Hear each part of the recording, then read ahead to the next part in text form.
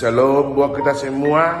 Pada pagi hari ini kita dihantar sebelum kita mendengarkan firman sapaan Tuhan di pagi hari ini.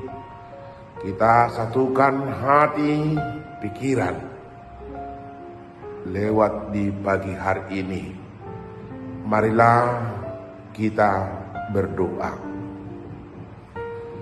Damai sejahtera Allah Bapa yang melampaui segala akal-akan dan pikiran di dalam Yesus Kristus Tuhan kita. Amin. Bapak Ibu yang kami kasihi, di dalam nama Tuhan kita Yesus Kristus, mari kita dengarkan firman Tuhan yang tertulis dalam Titus pasal yang ketiga ayat yang kelima. Demikian firman Tuhan, pada waktu itu Dia telah menyelamatkan kita, bukan karena perbuatan baik yang telah kita lakukan, tetapi karena rahmat-Nya oleh permandian kelahiran kembali dan oleh pembaharuan yang dikerjakan oleh Roh Kudus. Demikian firman Tuhan. Dari situ dapat kita jelaskan sebagai topik atau inti khotbah peringatan Roh Kudus atau hari Pentakosta yang kedua, yaitu hidup diperbaharui oleh Roh Kudus. Maka fungsi dan tujuan Roh Kudus bagi hidup manusia sangat penting, di mana peranan Roh Kudus menuntun hati pikiran agar benar-benar manusia itu sendiri sujud menyembah, memuji dan memuliakan nama Tuhan.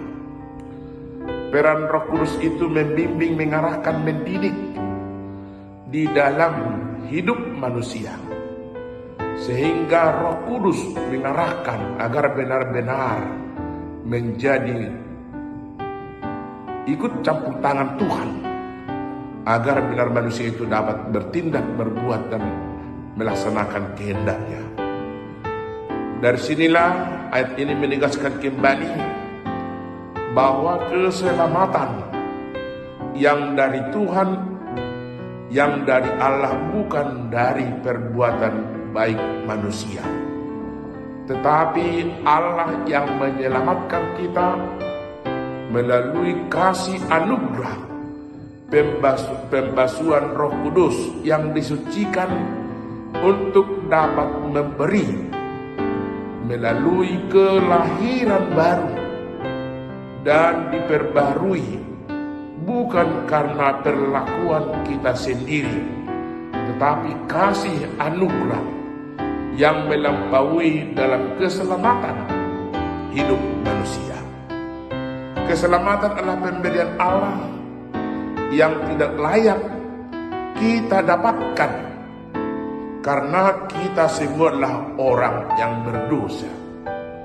Perbuatan baik itu adalah hasil dari keselamatan dari Allah yang diberi, bukan sumbernya, tetapi Roh Kudus yang mencerminkan atau peranan penting dalam hidup manusia itu sendiri untuk diselamatkan.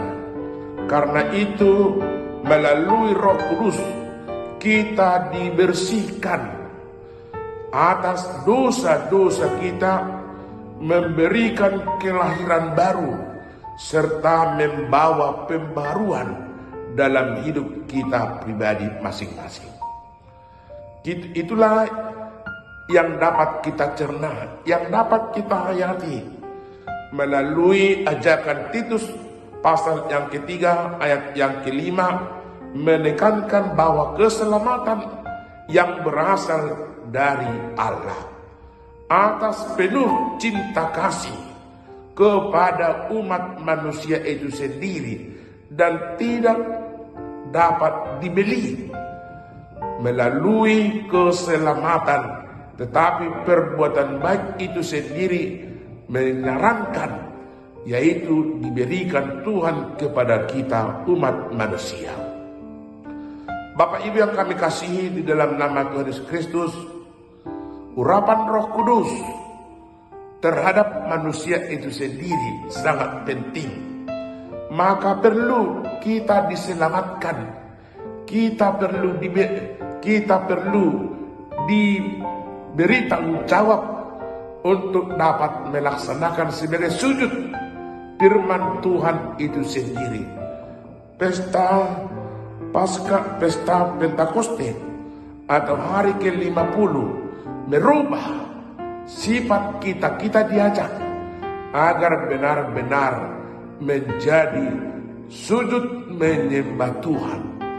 Untuk itu marilah kita melalui pemberian Tuhan, mari kita camkan, mari kita laksanakan atas anugerah yang diberikan Tuhan kepada kita.